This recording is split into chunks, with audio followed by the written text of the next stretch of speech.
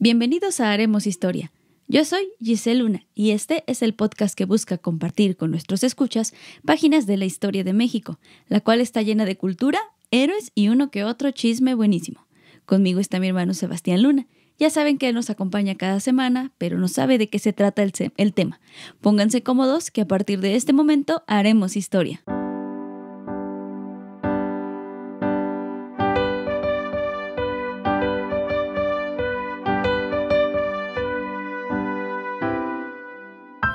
Haremos historia. ¿Cómo te va en tu vida, Sebastián? Bien, gracias. ¿Y a ti qué tal? Bien, también aquí en otro viernes histórico. Otro viernes de historia. ¿Qué nos traes? ¿Qué nos traes hoy? De historia. Hoy vamos a hablar de un tema...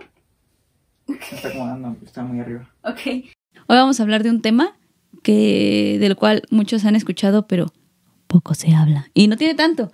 Pasó hace 25, 26 años. 26 años. ¿Ya estabas viva? Sí, tenía un año. Ok. Bueno, fíjate nada más. ¿Tú sabes que debes aproximadamente 8,300 pesos a la deuda? ¿Yo? Sí, tú. ¿Por qué? Porque así lo quiso el PRI robó más. Ah, bueno. Sí, pero el PRI robó más. El PRI robó más. A ver. Pero ahora sí, es real. Cada mexicano debe 8,300 pesos. ¿Todos por igual? Todos por igual, aunque acabáis de nacer hace 5 años. ¿Neta? Sí. ¿Y los que nacieron apenas no? Sí, también deben algo, pero no sé cuánto. Ah, ok. Se hizo el cálculo cuando éramos 170 millones. Ah, ok, está bien. ¿Pero por qué? A ver. Ah, bueno, te voy a contar el chisme. Seguramente has oído hablar de esto, pero no has oído, no sabes de qué se trata. ¿Sabes qué es el Fobaproa? No. ¿No? No. ¿Lo has oído hablar de él? Creo. Eres muy joven para recordarlo. Probablemente. Bueno, te voy a contar la historia para que veas por qué debes tanto dinero. A ver. Bueno, pues en 1983, Miguel de la Madrid estaba comenzando su sexenio. Él pensaba que iba a replantear la estructura económica del país, iba a reducir el tamaño del Estado y abriría la competencia de la economía al mercado exterior, porque se empezaba la entrada de mercados internacionales en todo el mundo, ¿no? Como dijeras, la globalización. Ándale, va. Entonces, también tenía un programa que se llamaba Solidaridad, que buscaba controlar inflación y los precios. Uh-huh. Y es como donde vendían las tiendas de la leche radiactiva y todo eso. Ajá. Bueno, para el 88 ya estaba Carlos Salinas de Gortari y él implementó las reformas de manera profunda. Al mismo tiempo, en el mundo en esta época estaban haciendo grandes cambios políticos y sociales, ¿no? Uh-huh. Estaban volviendo Estados Unidos e Inglaterra, se estaban regresando a la derecha y ya estaba cayendo la Unión Soviética y todo eso, ¿no? En los 80. Sí. Y bueno, se empezó a abrir la economía abierta, se empezó a establecer la economía abierta en varios lugares del planeta, no solo en México. Ajá. Para los 90, Salinas, nuestro amigo Salinas, orejitas, uh-huh, realizó reformas estructurales que facilitaran el ingreso de capitales extranjeros al país.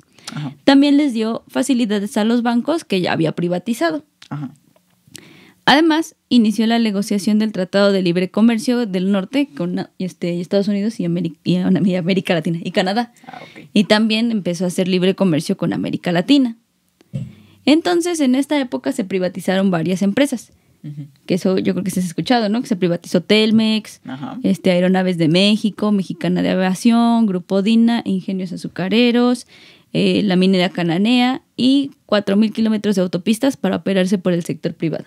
Ajá. Antes eran todas federales y ahora ves que las opera varias empresas, ¿no? Uh-huh. Uh-huh.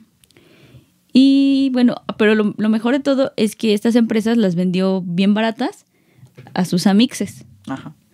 Entonces, aparte les estaba dando actividades que eran, aparte de esenciales, eran monopólicas, ¿no? Por ejemplo, antes pues solamente Telmex te daba el servicio de telefonía. Ajá. No podías tener otro teléfono porque no existía la opción. Ajá. Y la idea era buena en cierto punto, pero la ejecución fue terrible. Ajá. ¿Por qué? Porque al vender las empresas, el gobierno se podía centrar en otras cosas que no fuera estar atendiendo, no sé, los aviones. Ajá. ¿Sabes? O sea, entonces la idea era pues, buena, pero lo malo fue que se la dio a sus amixes casi regaladas. Eran regalitos. Uh-huh. Entre 1988 y 1994... muchos mexicanos pudieron por fin acceder a un crédito para comprar casas y comprar carros y otras cosas. Esto pues porque al vender los negocios y abrir el comercio, la economía mexicana se veía como algo que estaba despuntando, ¿no? Ajá. Pero eso solo en la superficie. Entonces la gente pues ya como sí había como ese interés de tener, de que la economía iba a crecer bien, la gente empezó a obtener dinero en créditos. Y aparte pues esto empezó a dar más confianza, llegaron más extranjeros a invertir, porque pues se veía como que México sí iba a crecer. Ujú. Pero el problema de todo esto es que los bancos estaban prestando dinero por convivir. No tenían recursos suficientes. Ajá. O sea, Y lo estaban prestando. Ajá, estaban prestando dinero que no tenían. Ajá. Y pues no había ninguna ley que los vigilara Ah, para no hacer eso. Aparte, los bancos ofrecían buenas tasas de interés para que la gente fuera y dejara su dinero ahí con ellos para ahorrarlo. Había quienes pensaban que era un buen negocio, en lugar de trabajar con tu dinero, ponerlo en el banco para que te diera intereses, ¿no? De hecho, creo que esa es una idea que tienen como nuestros papás. ujú. O sea, la generación de nuestros papás se quedó como con esa idea, pero pues no lo hagan. Ajá. Y los intereses también, los que les prometían, estaban basados en dinero que no existía. Ah, caray. Ajá. O sea, se cuenta que tú te dices, dame 100 pesos para guardártelos y te regreso en un año 200. Yo te voy a decir, bueno, pues está bien, ¿no? Te doy mis 100 pesos y luego tú le dices a Juanito, te presto los 100 pesos, pero vas a tener que pagar 200 para el año que entra. Ajá. Le das mis 100 pesos. Ajá. Ya te quedaste sin nada. Pero en teoría a mí me debes 200 y a él te debe 200. Pero si ese señor no te paga, No te ¿cómo puede me vas a ti, pagar a mí, no? Entonces, ese simplificado, ese es el problema que había. El gobierno tenía unas bajo la manga, que era el Fondo Bancario para la Protección del Ahorro, o FOBAPROA. Ah, ok, ajá. Este instrumento garantizaba que el Estado pagaría a cualquiera que se le debiera en caso de que un banco quebrara por insolvencia, que eso hasta la fecha existe y en muchos países, ¿no? Te garantizan cierta cantidad de dinero. Si la tienes en el banco y el banco por alguna razón no te puede pagar, el Estado va y te paga. El gobierno buscaba controlar la inflación con su programa Solidaridad, que daba precios de garantía de compra y venta para artículos de la canasta básica, pero la verdad es que esto hizo daño a las finanzas públicas y, como siempre, se prestaba a la corrupción contra los comerciantes y los agricultores. Como sea, pues todo no estaba tan peor. Además, pues entre 88 y 94 seguía entrando dinero extranjero y esto generó que el valor de la moneda local se elevara. Ujú. Y todo puede parecer muy bonito hasta ahí, pero el problema es que el comercio mexicano hacia el exterior pues se hacía más caro y la gente exterior ya no quería comprar, porque el peso valía mucho más de lo que debía, porque realmente solo era en la pantalla, ¿no? Sí. Y así llegó 1994, el fatídico 1994. El 1 de enero entró en vigor el Tratado de Libre Comercio con América del Norte y al mismo tiempo empezó el levantamiento del Ejército Zapatista de Liberación Nacional. Ah. Con, Pequeño problema. Ajá, con el comandante, ¿cómo se llama? Marcos. ¿Cuándo mataron a Colosio? Por aquí mismo también. Por ahí mismo, Ujú. ¿no? Marzo, ¿no? Sí. Marzo, no. Hace cuenta que empezó esto, ¿no? Llegó el ZLN y le dijo, declaro la guerra en contra del peor enemigo, que es Salinas y su ejército. Y entonces empezaron a hacer su escaramuza. Realmente el enfrentamiento solo duró como 11 días. Ah, ok.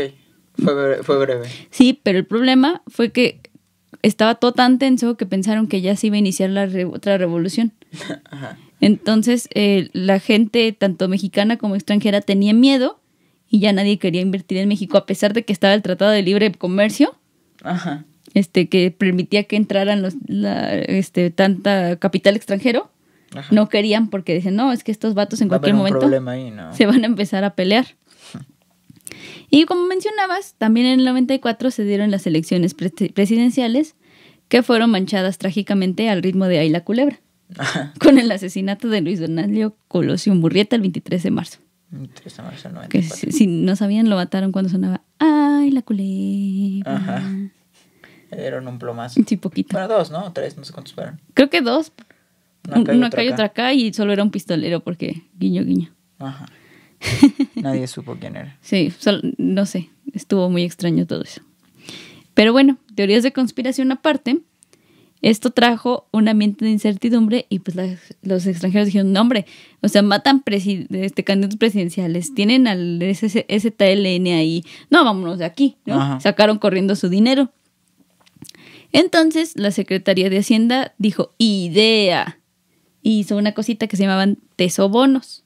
Ok, ¿qué son los tesobonos? Estos eran certificados que se vendían a los inversionistas por una cantidad en pesos, con la promesa de ser pagados en dólares sin importar el tipo de cambio. Como un pagaré. Ándale, ajá, si tú me prestas ahorita 100 pesos y yo te voy a pagar 100 pesos, te voy a pagar, no sé, $120, ¿no? Por decir algo, X. Y tú dices, bueno, si me lo paga de aquí a 2 años, puede que el dólar suba, entonces sí me puede convenir. Si no, de todas formas, pues mi dinero no pierde valor, ¿no? O sea, no cede a la inflación, porque aunque sea la tasa pequeña. Pero aparte de todo esto, les daban una tasa de interés bastante más alta que la del mercado en el momento. Ajá. O sea, otra vez a prometer dinero que no tienes. Ajá. Pequeño problema. Entonces México se hizo acreedor a una pequeña deuda de 29,000 millones de dólares. Solo con los tesobonos. Solo con los tesobonos. Ajá. De hecho, creo que esto lo hicieron antes. No sé si tú sepas. Creo que fue Estados Unidos el que hizo estos cuando fue la guerra. Ajá. La guerra mundial, ¿no? Creo. O la guerra civil, no me acuerdo, que hicieron unos igual como unos pagarés del gobierno que tú comprabas. Y para ellos lo usaban para comprar armas. Y después empezaron a pagar. Y de hecho México tuvo mucho dinero en un momento porque le había comprado varios de esos bonos. Ajá. Entonces nos seguían pagando. Oh. Por eso había como la abundancia que pues, se robaron antes de Salinas y todos ellos. Que había buen dinero y las cosas empezaban a funcionar. Con Ávila Camacho, ¿no? Ajá. El resplandor mexicano. Ándale. Pero en realidad este señor que dijo que iba a defender el peso como un perro, pues al final se gastó todo y al final lloró. Pero bueno, entonces pues ya los tesobonos pues fueron patadas de ahogado, ¿no? Ajá. Que buscaban mantener la estabilidad del país durante la crisis y mantener una buena imagen porque ya venían las elecciones. O sea, ya sabían que tenían que devaluar la moneda, pero no lo querían hacer porque si lo hacían el PRI iba a perder. Ajá. Entonces dijeron, bueno, pues ya. Y al final, pues la presidencia la ganó Ernesto Zedillo. Este señor tomó posesión el 1 de diciembre de 1994 y anunció que seguiría con la misma política económica. Entonces, los inversionistas comenzaron a sospechar y a decir, bueno, pues sí me conviene, y sacaban su dinero efectivo del país y lo cambiaban por tesobonos. Ajá. El 19 de diciembre, el gobierno sostuvo una reunión con el sector empresarial en el que se acordó la devaluación del peso, anunciando todo esto el 20 de diciembre.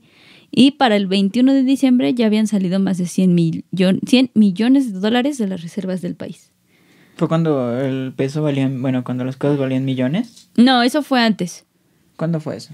Ese Salinas fue el que le quitó los 3 ceros al peso. Ajá. Pero ahí todavía no estaba la devaluación, sino que lo que hicieron fue como simplificar todo.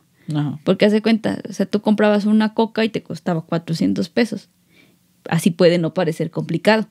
Pero si tú eres un importador de AliExpress y traes tu camión lleno de cosas en Veracruz, Ajá. obviamente si cuesta 100 millones, con esos 3 ceros iba a costar 100,000 millones. ¿O 1,000 millones? 100 millones, 100,000 millones, ¿no? O sea, es un desastre, ¿te das cuenta? Sí. Entonces lo que hicieron fue simplificar ahí por los pesos y los nuevos pesos. ¿Y cómo haces eso de quitarle los ceros? Pues qué bueno que lo preguntas. Realmente solo dices, quiero quitarle los ceros al peso y ya. Wow, ¿así de fácil? ¡Sí! Wow. No, realmente no cambias el valor de la moneda. Es como ahorita si una coca te vale 20, Ajá. por decir algo y le quieres cambiar ceros, pues solo dices ahora va a valer 2. Ajá. No, pero no estás cambiando el valor. O sea, no sé si me explico. Si vale 200, ¿no? Ajá. No 20, porque si vale 200 va a valer 2, ¿no? Ajá. Así, bueno, suponiendo que le quites 2 ceros o 3, lo que sea. Ah, bueno. Pero estamos no suponiendo. Ajá, no le estás cambiando el valor como tal. O sea, lo mismo. Tú trabajas 10 horas y por 10 Pero horas... sí entiendo que todo sigue valiendo lo mismo. O sea, nada más, o sea, tú le quitas los ceros y a todo va parejo que le quitas los ceros. Tanto a las cosas como a los salarios, a todo. Y todo es lo mismo, solo con menos números. Sí. Ahí esa es una medida simplificante. Pero, ¿cómo sabes cuánto valor? O sea, porque la economía se mide por los recursos de un país, ¿no? ¿Cómo sabes cuánto vale la moneda de México? O sea, ¿qué se calcula ahí? Bueno, es muy complicado, pero a grandes rasgos lo que se cuenta en la economía es lo que produce el país. Ajá. Lo que puedes producir, o sea, lo que cada persona gana con su trabajo y produce, y de eso cuánta mercancía te deja para poder vender al exterior. Ajá. Entonces, es cuánto producen y cuánto ganas de lo que te venden. Pero entonces el problema es que a veces hay déficit fiscal, que significa que estás gastando más dinero, necesitas gastar más dinero de lo que ganas. Imagina como que tienes una tarjeta de crédito. Tú te ganas 1,000 pesos en la semana, pero para sobrevivir tienes que gastar 1,200. Entonces vas y pones tu tarjeta de crédito por los 200 que te hacen falta. Pero la semana que entra no vas a poder pagar esos 200 porque vuelves a ganar 1,000. Entonces vas y vuelves a poner esa tarjeta para que te den otros 200. Y pues obviamente llega el corte y no puedes pagar ni el mínimo. Ajá. Entonces te van subiendo intereses y a lo mejor si al mes te hacían falta 800 para sobrevivir, ahora le debes a la tarjeta 1,600.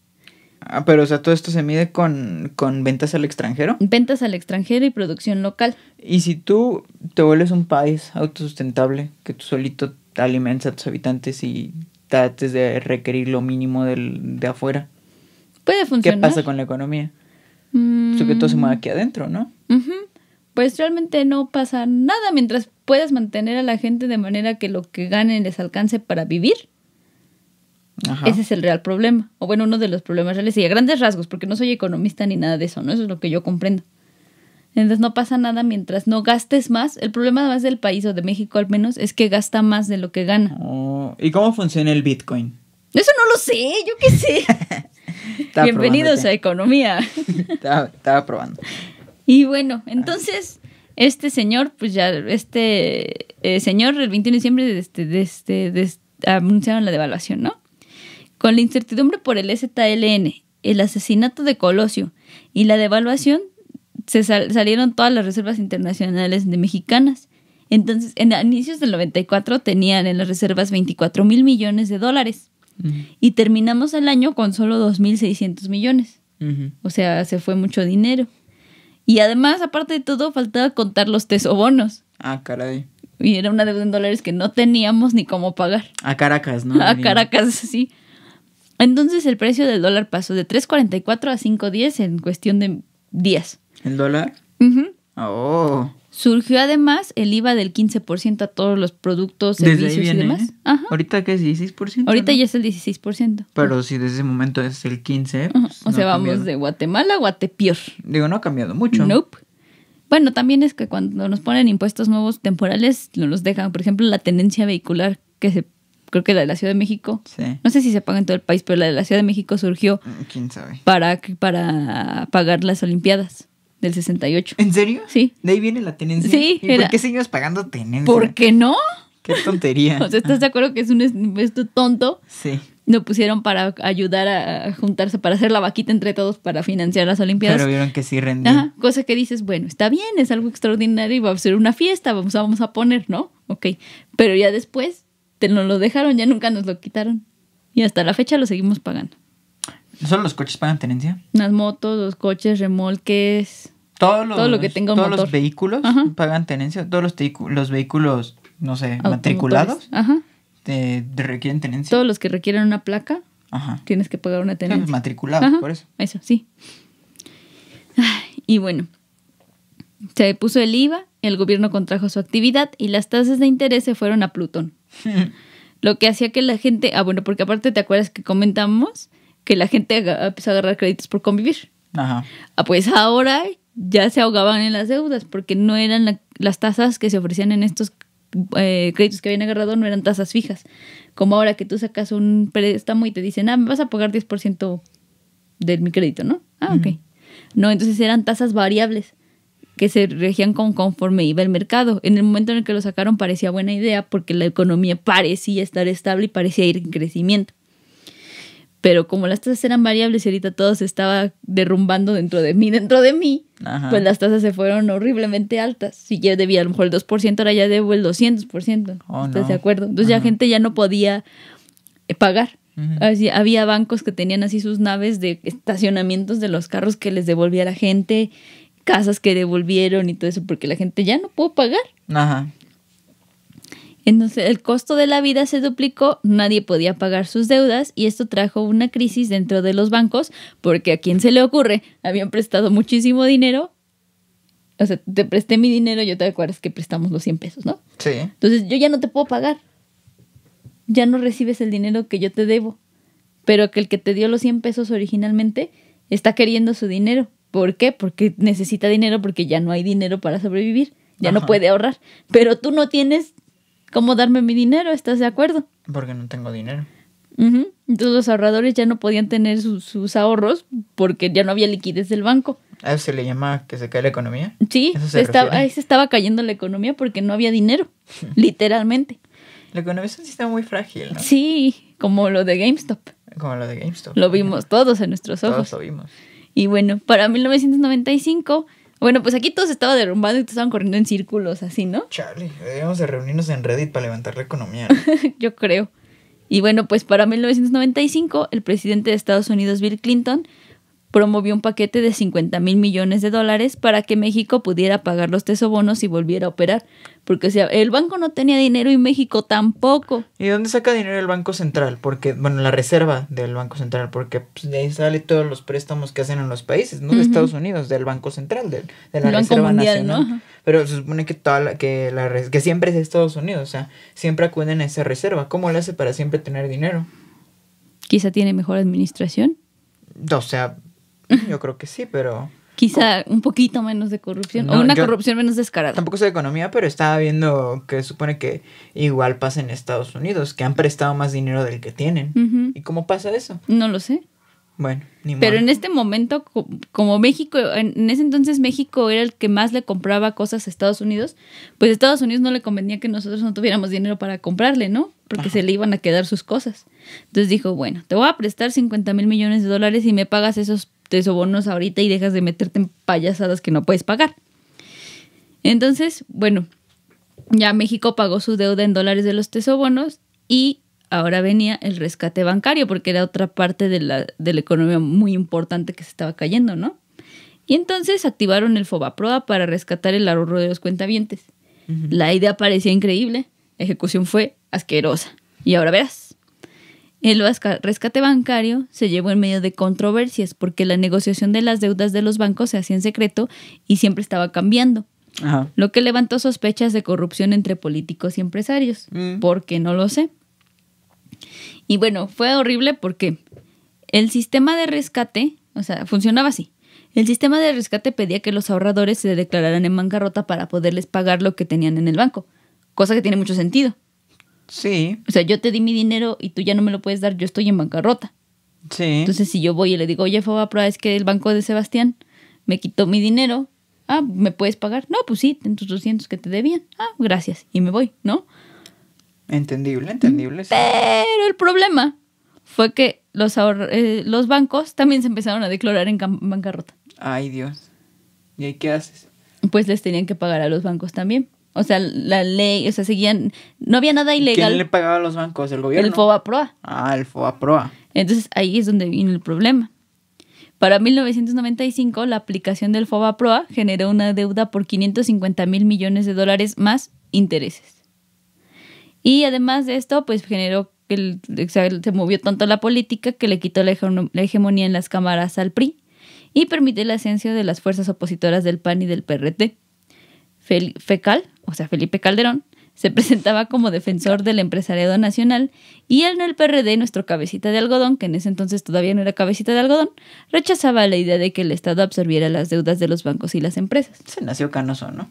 No, antes sí su pelo tenía color. Sí. Tenía el pelo así, Órale. oscurito. Desde que lo recuerdo tiene ganas. Bueno, sí. Pero haz de cuenta que aquí, ahí sí tenía razón. Lo que pasaba es que tú como persona te clavas en quiebra, el FOBAPROA te pagaba, pero las tiendas grandes, las grandes empresas y los grandes bancos se aprovecharon de eso y diciendo, yo también estoy en quiebra, necesito el apoyo. Y el banco dijo, pues Simón, vamos a pagarles. Ajá. Pues porque también acuérdate que eran sus amigos. Pero era mucho, ¿no? Era muchísimo Y dinero. no se podía. No, y lo peor de todo es que, Se puede, no hay tortillas. No se puede, no hay tortillas. Okay. En el 98, el PRD develó la lista de las empresas y personajes que se beneficiaron por el FOBAPROA, entre los cuales, y no es de sorpresa, se encontraban empresas con buenas finanzas que no ocupaban el apoyo, así como políticos y medios de comunicación que recibieron millones de pesos libres y sin justificación alguna. Ay, Dios. Algunas de estas son General Motors, Ajá. Videovisa. ¿Cuál es Videovisa? Era parte de Televisa. Ah, ok. Ajá. Una que nos sorprende, Salinas y Rocha. Ah. Taesa, Grupo Dina, Cementos Cruz Azul, TV Azteca, Estrella Blanca, Homart. ¿Estrella Blanca qué? ¿Qué hace? El Universal. ¿Llevando gente a Acapulco qué? Estrella Blanca, esa no es tu familia. Esos son a los que el Fobaproa rescató cuando ni siquiera estaban en quiebra real. Estaba el Universal, Excelsior, otro que nos sorprende, Electra, Baby Crazy, Zapaterías bueno, todo Canadá. lo de Grupo Salinas, Sí, ¿no? Casi.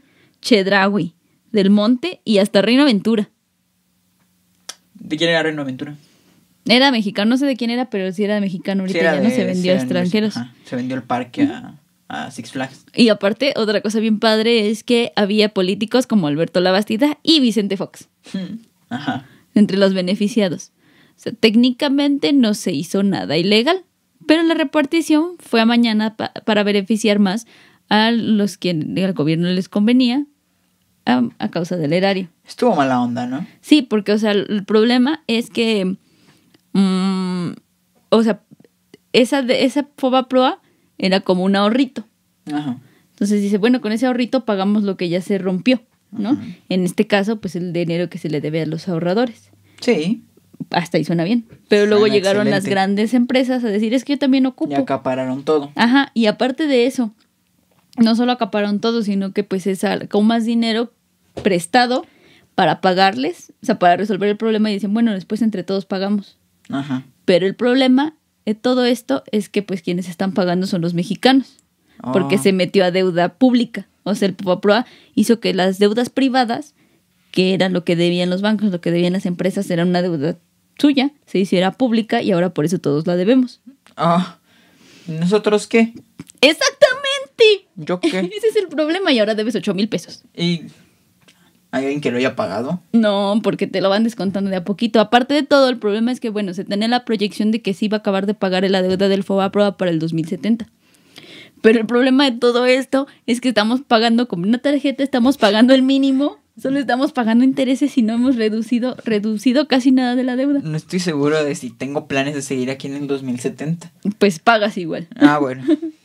Creo que solo, bueno, estaba leyendo que AMLO, bueno, su gobierno le destina 50 mil millones, algo así, al año para pago a esa deuda. Al Fobaproa. Ujú. Bueno, lo que fue el Fobaproa, ¿no? Lo que se contrajo con el Fobaproa, la deuda que se contrajo. Y eso solo alcanza para pagar intereses. O sea, no le hemos bajado mucho a la deuda. Qué feo. Ajá. Está horrible. Eso está horrible. Entonces, por eso cada quien debe 8,500, dijiste. 8,300 y tantos hasta ahorita. 8,000 varos. Ajá, 8,000 y Te la tantos. dejamos barata. Y nada, pues no se ha pagado, ¿no? Pero aparte, o sea, tienes que contar a gente que no tiene ni para comer y así, o sea, todo el Sí, mundo. esa gente no creo que genere 8,000 pesos. No, y bueno, no sé, creo que tú te eras muy pequeño para recordar esto, pero después de que pasó eso, obviamente, pues los banqueros dijeron, dinero gratis. Dinerito. Se rescató su banco, obtuvieron su dinero para seguir operando, pero nada, no conformes con eso, vendieron los bancos a capitales extranjeros. Ajá. Por ejemplo, ahora el Bancomer ya es de la española, sí es española, ¿no? La Bilbao Vizcaya. De BBVA. Santander era Serfín Ajá. y se fusionó con Santander, que también es española. Ajá. ¿Qué otro? HSBC, antes creo que era Confía. ¿Scotiabank es de Escocia? Scotiabank no sé dónde es, pero también era otro. Sí, en Escocia. Era otro. Ajá. No me acuerdo cuál era. Hmm. HSBC también compró un banco creo que se llamaba Vital. El banco que se llamaba Vital creo que lo compró HSBC, se fusionaron. Oye. ¿Otra vez?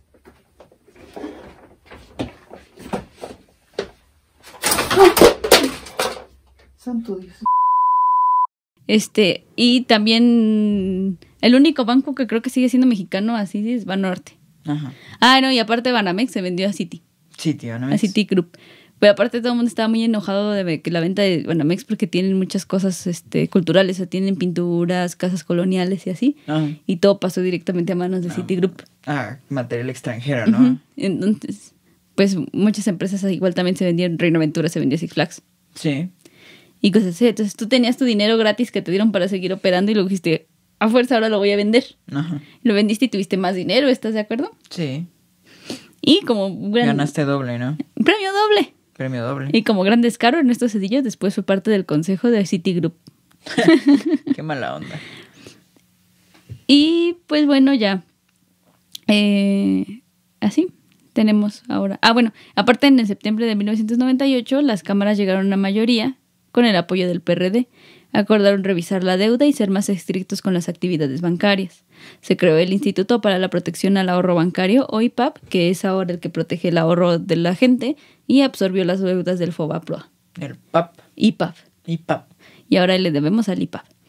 Todo lo aprobó la Cámara Suprema Corte de Justicia de la Nación. Y así se validó una deuda que se preveía pagar mes con mes hasta el 2070, pero pues no creo que funcione.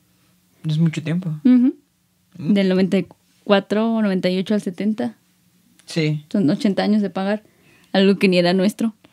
Sí. Qué triste. Qué triste. Qué sad. Y esta fue la historia del FOBAPROA. Qué mala onda. ¿Por qué debo dinero que nunca usé? ¿Por qué FOBAPROA? Porque FOBAPROA. Puedes echarle la culpa a toda Al FOBAPROA. No te preocupes. Ya la culpa ya no va a ser de AMLO, va a ser No, FOBAPROA. ya sé, FOBAPROA debía más. Hasta da miedo, ¿no? Sí. FOBAPROA. Ahora en Halloween, en lugar de vestirte del SAT, te puedes vestir del FOBAPROA. Buena. Y esa es la historia de por qué debes 8,000 pesos y no tenías ni idea. Es la historia. Ese puede ser el título, ¿no? Uh-huh. Tú debes 8,500 pesos. Si eres mexicano, debes 8,500 pesos. Y eso solamente de la deuda del FOBAPROA. Falta deudas externas que hemos pedido, otros tipos de préstamos, préstamos para desastres, bonos del ahorro nacional, entre otras cosas. Por eso somos pobres, ¿no? Me da coraje ver tanta pobreza. Es que imagínate, ganas 2,000 pesos y te lo gastas en caguamas. En caguamas, ¿no? Se mete con las caguamas. ¿No has visto que dicen, no, se va a morir cuando vea al vato que gana 900 varos y aún así también se los gasta en caguamas y lleva a los niños a los tacos? Ay, qué triste. Ay. Pero bueno, esa fue la historia del FOBAPROA. Triste, Triste historia. pero real. Que seguimos pagando. Vamos a seguir pagando. Y muchos morirán pagándola. Uh-huh. Muchos han muerto Pagándola. Ni modo. Y bueno, pues eso fue toda la historia por hoy. Vayan tristes a pagar sus deudas. Y a seguirnos en todas las Y redes. a seguirnos en todas las redes sociales, como @haremoshistoria podcast. A mí me pueden encontrar, pues si gustan más explicaciones de economía. No es cierto, no explico economía. En @Giseluna_ y a ti. Hay como @ceps_luna. Y esa fue la historia de por qué debemos un montón de dinero y los bancos ya no son mexicanos y nada es mexicano. Nada es mexicano, pero aún así debemos. Y bueno, los esperamos el próximo viernes en otro episodio en el que haremos historia. Adiós. No quiero trabajar porque debo 8,000.